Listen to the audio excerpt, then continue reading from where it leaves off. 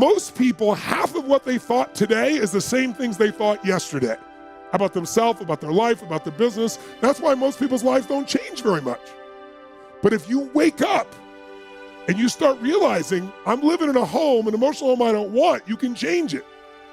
See, because everybody's got it. If you got $1 billion, check this out. If you had $1 billion, but the habitual emotions you go back to are frustrated and pissed off, then your life is called frustrated and pissed off. It doesn't matter how much money you have.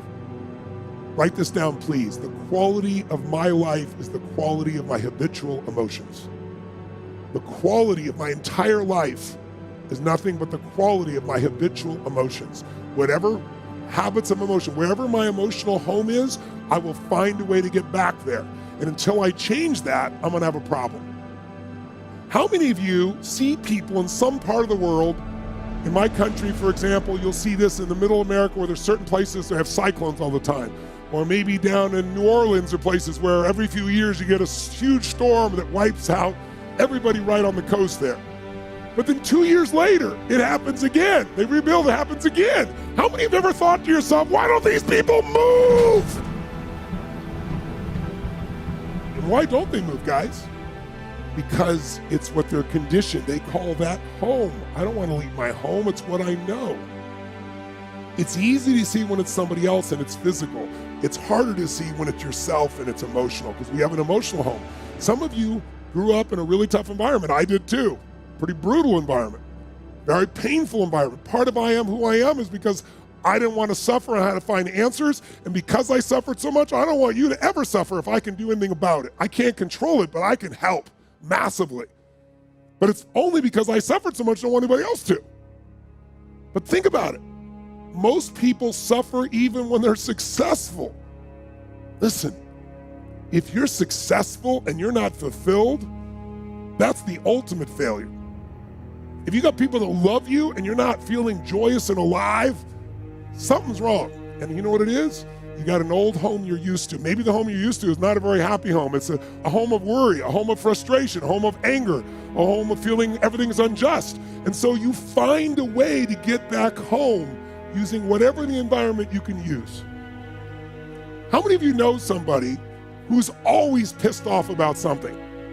How many of you know somebody who is always worried? How many of you know someone who's not really funny, but they think they are? And they crack themselves up telling stupid jokes? How many know someone like this who cracks themselves up and they laugh so much that even though it's not funny, you find yourself laughing too? These people have different emotional homes. Some people's home is anger. They'll always find something to be angry about. It's what they're used to. It's their conditioning. So even when the storm comes in and messes up their life, they go right back to that same shit. Wouldn't it be nice to upgrade your home, your emotional home where you live? What if you could live every day with a vast majority of the emotions you had were joy and gratitude and love and appreciation, even in the middle of COVID, even when somebody does something unjust, compassion, playfulness? What would that feel like if you were in those states every day, 90-95% of the time? When you weren't, you got out of it quick.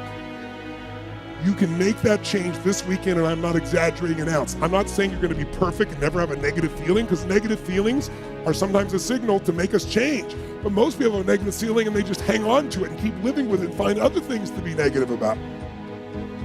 That will never give you what you want. The money won't do it. The acknowledgement of others won't do it. Everything you think will do it will not do it. Only one thing will do it. You drawing a line in the sand and making the most important decision of your life that you're going to live in a beautiful state no matter what. Because life is too short to suffer.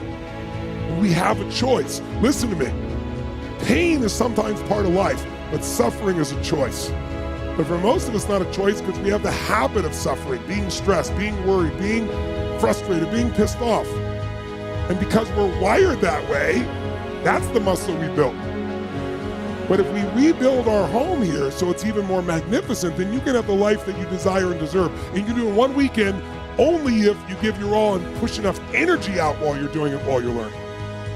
Who's up for this here? So who's up for enhancing your home massively? Say aye. Aye. Say aye. Aye.